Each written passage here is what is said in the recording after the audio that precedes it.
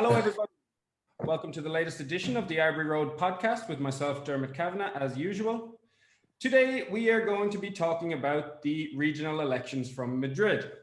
To speak about the election results, the campaign, and what we can expect moving forward, I'm lucky to be joined by Hugo de Armas. Hugo is a member of the Executive Board Committee of the Green Party in Spain and a delegate in the European Green Party. Hugo, thanks a million for joining me. How are you doing today? Hello, good morning or good afternoon, maybe I will have to say. Thank you very much to have me here. Oh, it's our pleasure. We cannot wait to hear more about the election. So, for those of you who maybe are unaware of the elections that just took place in Madrid this week and the results, if you came here looking for good news on the left wing, you're not going to find too much of it. The Partido Popular, PP, as we'll continue to call them during this chat, in Spain, demolished the opposition, demolished the competition in Madrid. So, Hugo, can you give us a little bit of overview of the election, the results, and what it means for Madrid at the moment? Well, it's true that the elections in terms of the progressive bloc, there were a really bad result for if we consider all the progressive forces in the regional elections in Madrid. The Green Party, Más Madrid Green Party, Verde Seco coalition, we got a good, moderate, good result. But of the other two parties, and particularly the Socialist Party, the Social Democrats were having a terrible defeat. They lost 13 seats in that they had before 37, and they have now 24, and draw with us that we have 24 but more votes than them. Particularly here, that's happening. We are considering that also we have to admit they like a bright strategy from the People's Party. We have to admit that when you are defeated, it's because your adversary, your opponent, did better than you. As also even our strategy as a Más Madrid Verde Seco was quite good. We were the only force of the left of the progressive bloc to increase their votes and their seats in the regional parliament. But the overall strategy obviously was better for the Conservative Party, and the People's Party increased 35 MPs from the level that they had. They're at 4 for the majority, and they have also the extreme right wing, the ultra right wing party called Vox. That they have 13. They have one more than they had before. So, in terms of the progressive bloc against conservative bloc or ultra right wing, because we are talking here now in Madrid, a real Trump, Salvini, Orban kind of right wing. So probably the People's Party in Madrid is the more right wing party inside of the People's Party. So it's quite different the People's Party in Andalusia or in Galicia. That in Madrid in particular now it's quite ultra neoliberal. It had been for many years, but now in this particular situation, they follow all the strategy of the Donald Trump and all the Steve Bannon's consultants support, and it was quite a good example of that. It was the first international message to welcome, congratulate the victory of Isabel Díaz Ayuso, the president of Madrid, was coming from Salvini from Italy. So not from the normal Conservative Party, not from Angela Merkel or something like that. It was coming from the ultra right wing, because the ultra right wing considered Isabel Díaz Ayuso and the People's Party in Madrid part of them. It's not completely the whole People's Party in Spain. It will be in this side, but in particular in Madrid, we are with a very aggressive conservative side with the ultra right wing, and it's working very well, we have to admit. And part of that, it was a consequence of the fatigue of the pandemic. So the tiredness of the people that had been for now more than 1 year in a strong confinement in Spain, the situation that Madrid is a very populous urban, quite famous for the nights and for the marchas, we usually call in Spanish. And then this kind of connection, so that they were very, very intelligent in the way that they did the strategy. The People's Party claimed to be the most friendly, business, open, and allowed to all the bars and all the space for the culture to be open. That was actually true, but the other side that it wasn't true, that they were not supporting at all with money and supporting with funds like other regional governments in Spain. They were giving them the freedom to be open, and also because basically that they do it because they control the city and they control the community, that the police were not doing the work in Madrid, the local police, to close the bars at 11. So basically, you are not going to see any single car of the police in Madrid closing a bar at 11.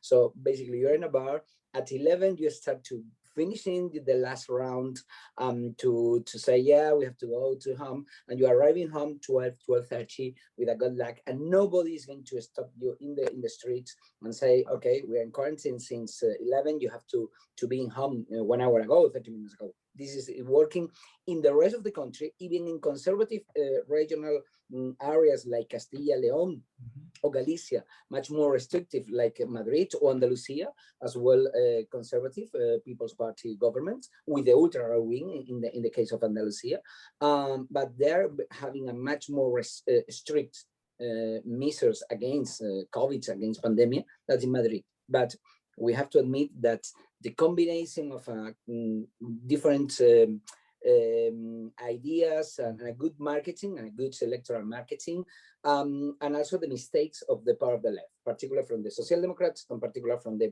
post-communist space, Unidas Podemos, that enter very good like the ball to the red signal from Isabel Díaz Ayuso. So the slogan was freedom against communism, and then they enter with freedom, democracy against fascism. And then in the fight of the slogans, the conservatives won the elections because they had been in power. They had been doing 26 years in power. And with that terrible and calamitous situation of the hospitals and all the situation of the health public service, we couldn't speak about that. And Más Madrid, Verde Seco was the only party talking about this kind of issues as a main central message in the campaign. And for that was one of the consequences, that we increase our percentage of votes, but not enough to compensate the loss of the Social Democrat Party. Okay, I think you've touched on what was obviously one of the main issues in Madrid, which is one of the main issues across Europe and across the world at the moment, which is it is so easy for right-wing populist parties to say, oh, we're sick of lockdown, we're sick of masks, and they're winning votes, they're winning elections, they're overturning big differences. I mean, the gains that the PP made are absolutely incredible. They don't even need Vox. They just need Vox to abstain, and they'll get everything voted through. So I want to come back to talk about a lot more, but first I'd like to talk about Más Madrid and the campaign. I'd love to hear, because as you said, congratulations, first of all, up 4 seats from 2019. It's a good result, the only good result on the left. So do you want to tell us a bit more about the campaign and the issues you were discussing and the opportunities you see moving forward? Yes, well, actually, just to give a little bit of origins of the Más Madrid. Más Madrid was created by Íñigo Errejón. He was a former figure of Unidas Podemos, or Podemos, when Podemos born in Spain in 2014. And Podemos also was a kind of division inside of the post-communist space called Left United, Izquierda Unida in Spanish. And it was a traditional communist party with other parties, small parties, and sometimes the Greens, and other times other parties, etc. In 2014, in the spectrum of the economical crisis and after the 15M, Podemos got the connect with all these 15M movement, that we were in the street, that we were in the squares in May 2015. Now in just 9 days is going to be the 10th anniversary of this incredible movement in the history of Spain that changed everything in politics. and changed completely the political system that we got from 1978 when we recuperated the freedom after the Franco dictatorship. And then Podemos had been like a big change in the Spanish society and in the Spanish institutions. But Podemos have suffered a lot of division inside, a lot of problems of growing structuring as political space. And now we are seeing that Pablo Iglesias is leaving the politics and just resigning after the bad results in Madrid, because he decided to resign as a vice president of the central government to come to Madrid and to be the key person to stop the right wing and to win the election for the progressive bloc. And it didn't happen. So he resigned and he decided to move out from politics. We respect, obviously, and it's a step that obviously we have to admit that it's the kind of thing that a person have to do, a politician have to do when you lost the elections and you assume the result. But the other thing is Íñigo Errejón, that was one of the key figures of Podemos, probably the second person most important in Podemos after Pablo Iglesias. In 2019, decided to move outside of Podemos, and with Manuela Carmena, the mayor of Madrid, from Confluency that we call Confluencies, these call of spaces created in 2015, also with the big wave of the 15M, that is in Barcelona, Madrid, but all the main cities, a coalition of forces, and basically a lot of people without political background, political party background, they were participating in politics and changing cities in Barcelona, in Madrid, in Zaragoza, in Vigo, in many cities. Manuela Carmena was selected mayor of Madrid and was the first left progressive mayor since 1989. So it had been a long time, without 26 years as well. And it was a fantastic mayor of the city, but unfortunately we lost the election in 2019, just for one councillor. And then the Conservative bloc got the victory. But the space that they created together, Manuela Carmena and Íñigo Errejón, after a few months was structured as a new party called Más Madrid. So, and then inside of these coalitions, we were the Greens, because we were the Greens inside of the coalition with Podemos and Left United, Izquierda Unida in 2015.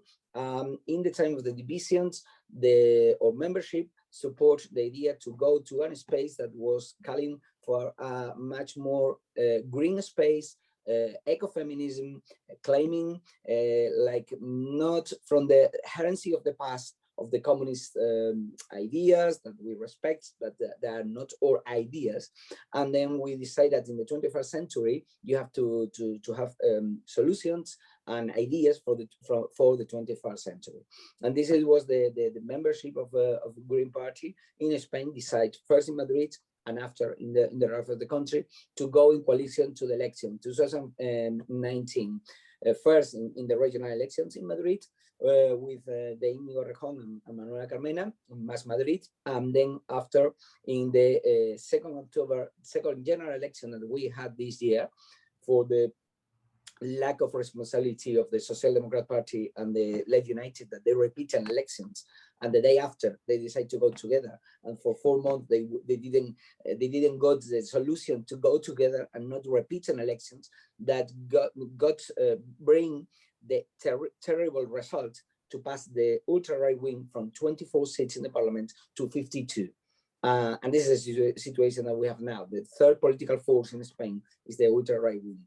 And this is a real risk. And then Más Madrid, it had been working very slowly in the last 2 years and being the real political opposition to the government of Isabel Díaz Ayuso. That was a new politician, a new leader from the People's Party, quite young, the same age than Pablo Iglesias. Then we were seeing as the political force that were during the confinement, during the quarantine, during the terrible year of the pandemic, with the highest level of contagious in Madrid and the people dead, unfortunately, in Madrid, a politician of Más Madrid called Mónica García, a doctor, anesthetist that was doing at the same time the political work in the regional assembly, at the same time working in the Hospital 12 de Octubre in Madrid every day and every week in the middle of this terrible situation that we were living. So people in Madrid were seeing that the political force that was opposing to the conservative government and was claiming against all the cuts in the health system for many years, for many decades of a conservative party was doing for Mas Madrid, and particularly for the leadership of Monica Garcia. That was also a key aspect of the campaign of Madrid. A new leadership, young politicians, a woman that is seen like a normal person doing politics, much more than a politician, a professional politician doing politics. So this is a big part of the success, the personality and the charisma of Monica Garcia. Also, that we are creating between Mas Madrid and Green Party, a horizontal political force, much more connected with the 15M movement we're claiming 10 years ago. The horizontal assemblies, the movement that where everybody can express and where the leadership and the politicians are there just to respond what the people claim and what the people rules and the people have the power. And probably the problem with Podemos was they try to create this horizontal structure, but it didn't work. So they copy all the vertical and hierarchical structure of the former communist parties. And then we need a new way to do politics in the 21st century, much more open to horizontal movement, grass movement, to the feminism, and to take care about people and to listen and respond what people are really asking to you. I think it's an absolutely brilliant way for a party to be born. I agree with virtually everything you've just said about the idea behind Mas Madrid. I'd love to see more parties like this across Europe. And you're absolutely right. I don't know why we're trying, so many bigger parties particularly are trying to govern in the 21st century like they governed in the 20th century. It's a very different time. The advancements in technology alone, I mean, the information available, everyone knows what politicians are doing, what they're saying, what they're voting for. So the traditional hierarchy, vertical style just isn't going to work. Absolutely agree. One big topic I'd like to talk about now, it can be a bit uncomfortable here in Spain, is about fascism, because speaking as an Irishman, having lived in Spain now for almost 5 years, when I moved to Madrid originally, I was living there for a couple of years, it became clear to me that fascism still very much exists in Spain, right under the surface. Then Vox come along, and that surface seems to have just been blown open now. How serious do we need to take Vox, the threat of what they want to do, their rhetoric, and to sum it all up, is fascism back as a true force in Spanish politics, do you think? It's a real complex questions and reflection there. Well, first of all, we knew for all the 40 years of democratic systems that fascism was not defeated with the Franco's death in 1975. That a big part of the new democratic system in 1977 were part of the supporter of the Franco dictatorship.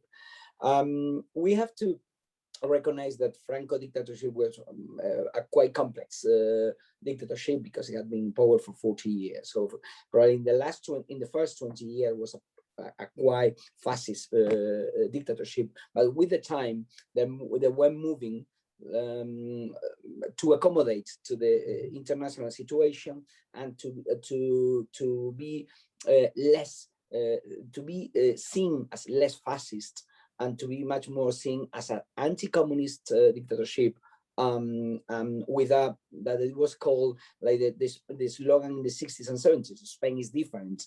And they were creating a kind of fake democracy called the organic democracy and all this kind of thing. But it was the method that the dictatorship inside have to accommodate with the time. So they were not idiots because they were having in power, they were in power for 40 years. So, and one of the traditional mistake of the left in Spain, is to consider that the right wings to the conservative side are idiots, are less intelligent than us, they're not so competent like us. And then you have to say, but they have been in power for many years, for decades and decades and decades, where the left, you have been in power, but maybe for 10 years, 14 years in the best scenario with the Social Democrat Party in the 80s and 90s. So we have to admit that the conservatives are much more clever in some kind of things, maybe less intellectual, brilliant in the way that you usually see, intellectual people in the left side, but competent in the way to get the power and to get the solutions, and the people are happy enough to be with this solution. So the fascists adapt to the new democratic system and leave behind of the structures, like first the UCD, the central right-wing coalition that won the elections in 1977 until 1982, and then the People's Party. Mm-hmm. Then you were having the fascists there. That we're having now with Vox is that the part of the People's Party divide again in 2017-18 for the corruption scandal, for the crisis after 6-7 years in government, for all the crisis, and then a big part in the movement that we are seeing now, that of neo-fascism. Because I will say that there is difference between the fascism in the 20th century with the fascism or the neo-fascism in the 21st century. The fascism in the 20th century was a very big state, a political ideology. They were creating big states, Mussolini, Hitler, Franco. In the 21st century, we're not seeing that. We're seeing a neoliberal ideology allied with obviously the 1% of the humankind that control all the capital and all the resources, economic resources and the technology.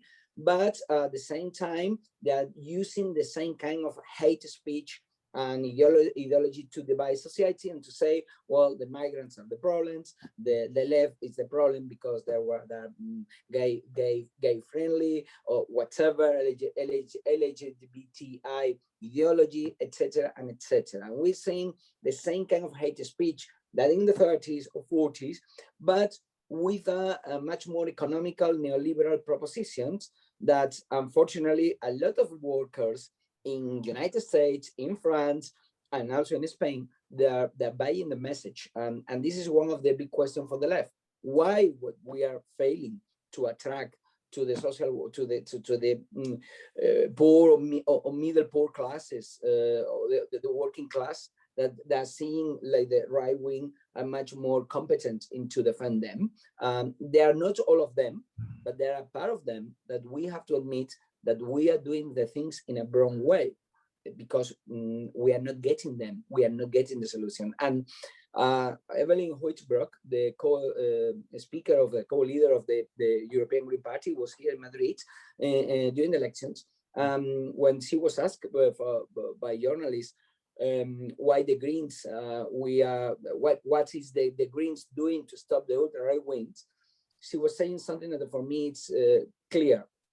I have to be like the difference that we are seeing, and the difference that we create in this campaign, this electoral campaign, is the way that you respond to the problem of the people with solutions, and with very concrete solutions. And you talk about the problem of the people. You're not talking about the slogans, communism against fascism, democracy against fascism, etc. and etc. You're talking about the problem in the boroughs, the problem of lack of employees, the problem of social insecurities, lack of help from the state, etc. or social issues or health situation, health public situation. This is the issues that we have to put. This is not just to talk about climate change or the destruction of the environment. This is a big part, but also is to connect with the people and to listen to the people in our streets, in our villages, in our suburban areas.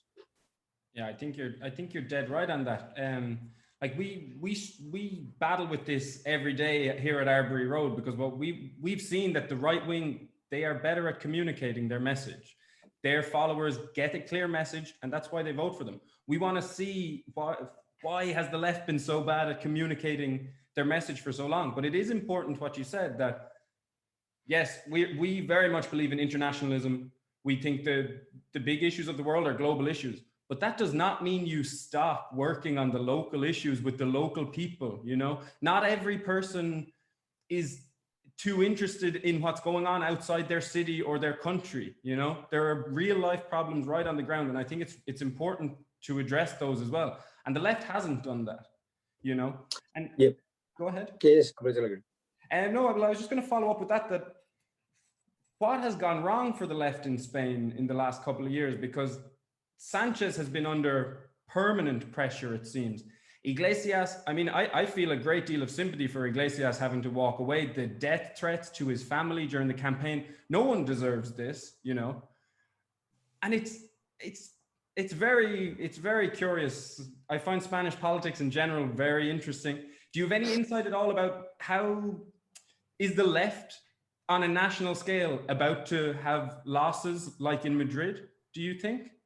Is this effect gonna follow on to other provinces, and are we gonna see the right, center right, and the extreme right continue to grow? This is another very interesting question. That's probably I don't have all the solutions. I'm seeing dynamics. Some of them are quite worried and are quite concerned to us. But well, as you say, you were living in Spain. You were living here in Madrid. I'm from Canary Islands. I'm from Tenerife.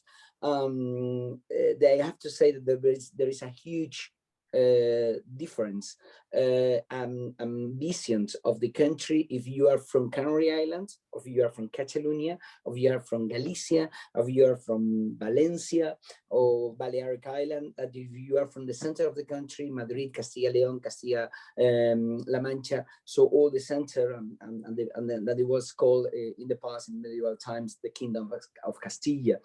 So we are a very diverse country with 4 languages that are officials, the Galicians, the Catalan, and the Basque. But we have also other languages that are not official. No, they are not official, but they claim they want to recuperate the languages in Asturias, in Aragon, in other parts of the countries. I'm from a Canarian person like me that lived in Madrid for many years, but we are Africans, basically. I remember I was living in London for 8 years, and I have this joke that I discovered my African side living in London because Arabic people and Moroccan people, Maghreb, in general, people from the north of Africa, directly speak to me in Arabic. And I have to say, sorry, oh. I don't understand Arabic.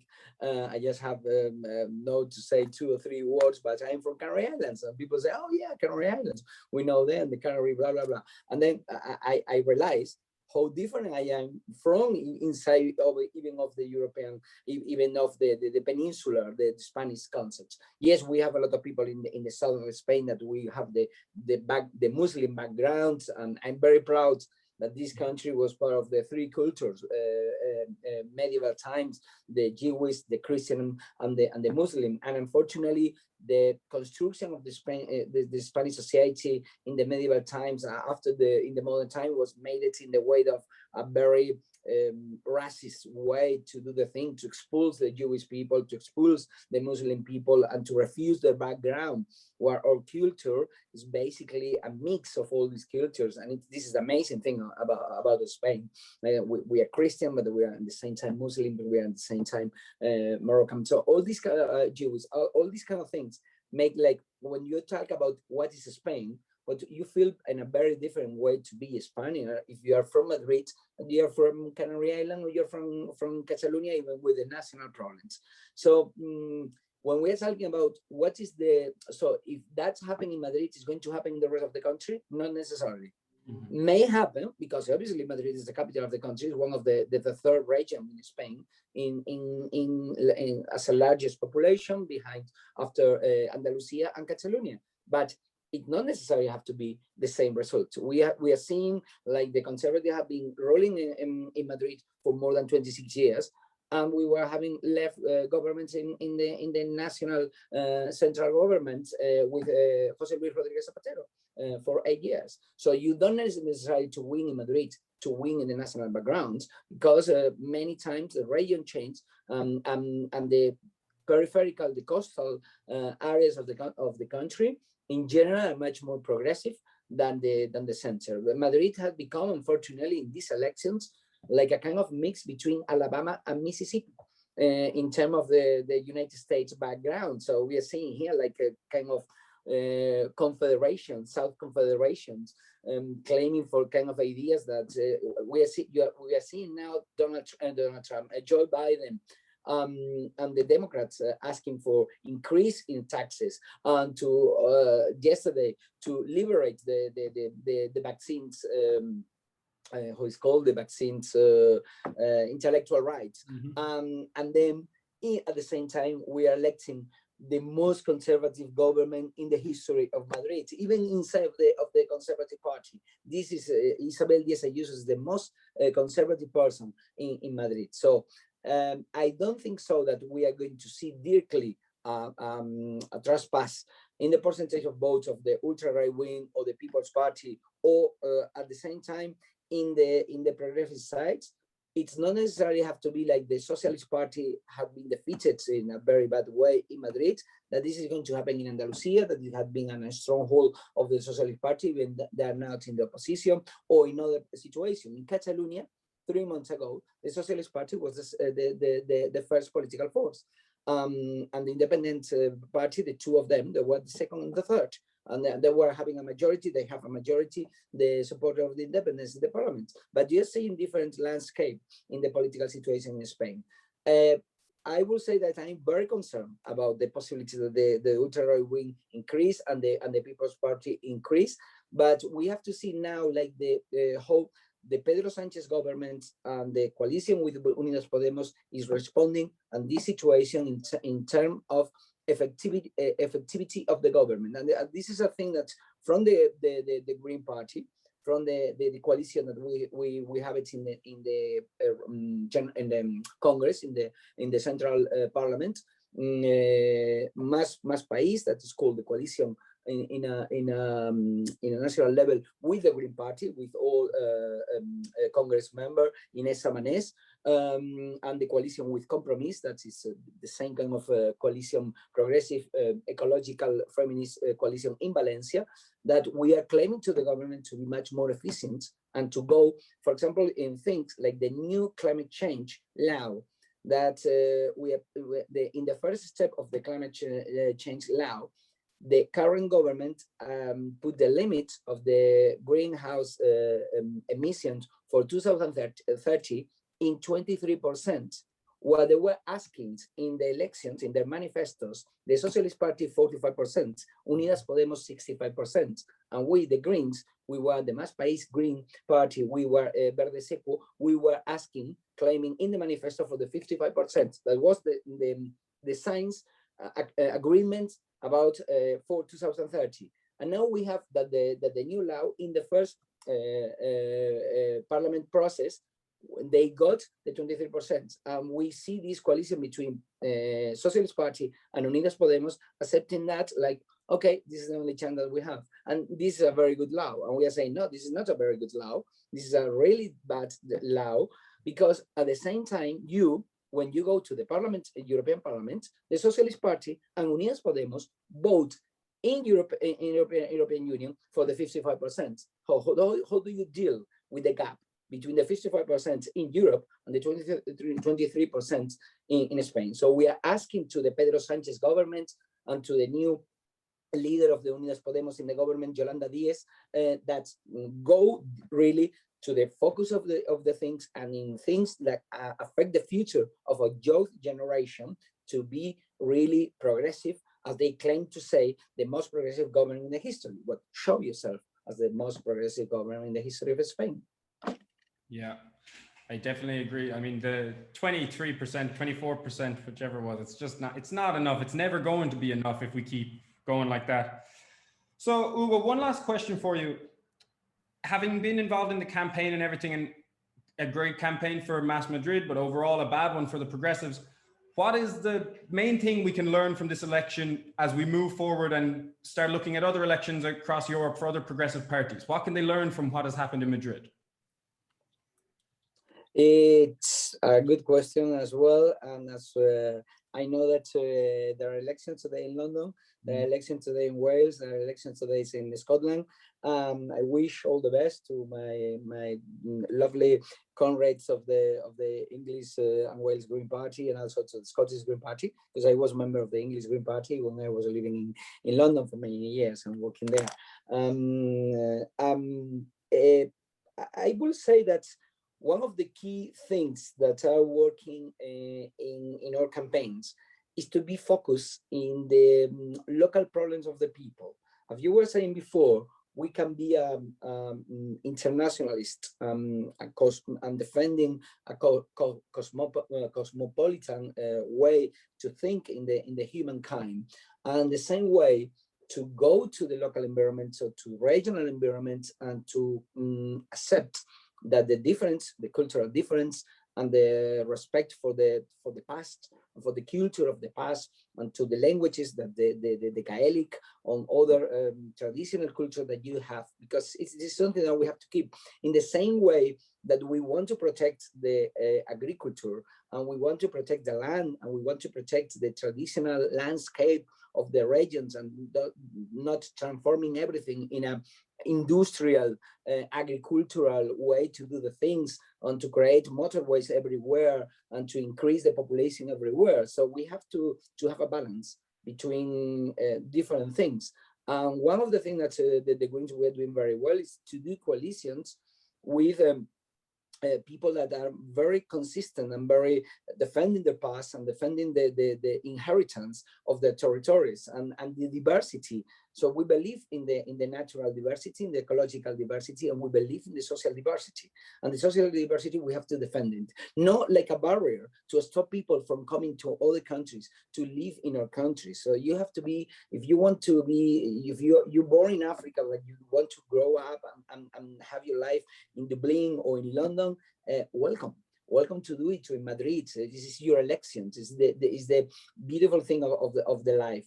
But we have to listen carefully the problem of the people. We have to be in the street. We have to be side with side with the problem of the society, and to understand, well, when a person is voting to the ultra-right wings, or to the UKIP in UK in some cases, or to the Tory party in the last election, for example, a lot of traditional Labour Party voters. So you have to understand, to not describe them like fascists, and not describe them like, okay, you are idiot. Like yesterday was saying one of the key figure of Podemos in Spain, Monedero, was saying that they were not intelligent enough. Well, maybe they're more intelligent than you believe, and they're voting what they consider that is the best for them in this moment. And it's all mistakes that we are not giving them the choice to vote other things, and we are not explaining very well probably the things. And this morning in Rejón was saying that in the radio, the leader of Más País. So it's the electorate that is going in the right direction, and it's the political party that lost, that they are not probably listened the message. So we have to listen carefully, and not thinking what we're going to say after. It's just to listen, and to listen the concern, and to listen why they're worried, what the problem they have in their communities, if they feel insecure, what's the problem about the insecurity in the community. So there are many things that we can develop, and it's about one of the key things about the ecofeminism, that it's the empathy to be part of the society, and to listen to a person, and to put in the shoes of this person, to see, well, to live in your neighborhood with a really high level of youth unemployment, of lack of opportunities, of social and cultural problems, have to be very hard. So we need to listen to you, and to accept that I'm not coming from other background or other borough, and saying, oh, we have the good solution to you, yes, listen to us. No, I need to listen to you. And then after, I would like to have a conversation with you. But a conversation is between two or more people, and not the monologue that many politicians in the left and in the conservative side, but particularly in the left, because we're seeing the left failing, and the conservatives doing very well. So we have to admit that we were doing things badly.